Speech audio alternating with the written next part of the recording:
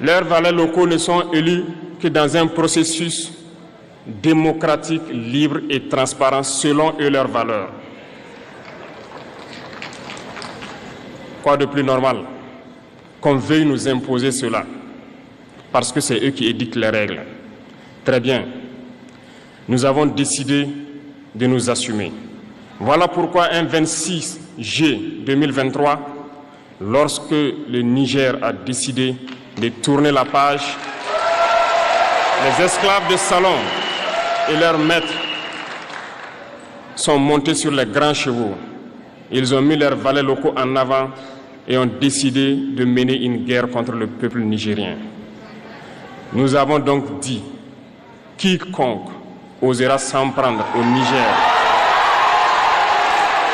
nous aura en face, parce que nous mènerons une guerre sans merci jusqu'à la dernière goutte de sang pour quiconque osera s'attaquer à nos États.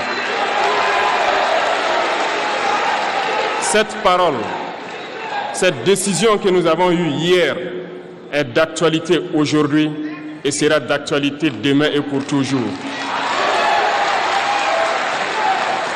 Ainsi naquit l'AES le 16 septembre 2023 dans une architecture de défense mutuelle.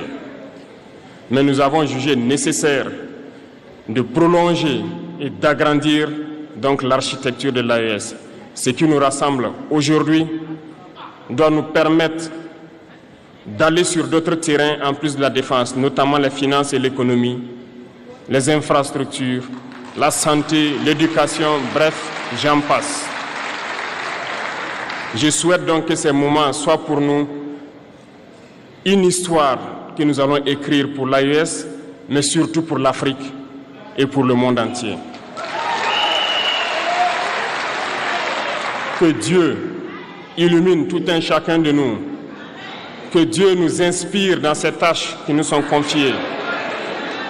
Et surtout, que lorsque nous faisons tous nos travaux, que nous ayons en tête une seule chose, l'intérêt suprême de nos populations. Sur ce, nous prions encore une fois de plus, bon Dieu, qu'il nous accompagne tous dans nos différentes tâches, qu'il protège nos combattants qui, grâce à eux, nous permettent d'être assis ici et d'échanger autour de l'avenir de nos États. Soyez donc remerciés une fois de plus, peuple nigérien.